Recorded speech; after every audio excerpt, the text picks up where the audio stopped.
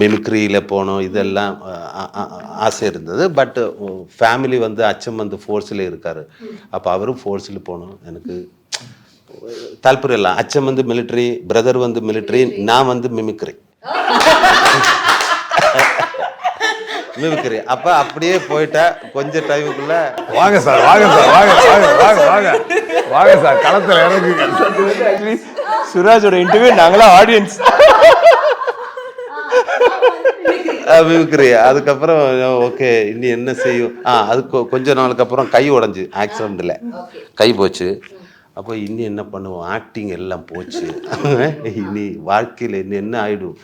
அப்போ சாரோட இன்டர்வியூ எல்லாம் பார்த்தேன். அதிலே அது டாக்டர் அது நடக்க முடியாதுன்னு சொல்கிறது அது அவரோட பேஷன்லால் அவர் எங்கேயோ ஆக்டர் லெவலில் எங்கேயோ போயிட்டார்.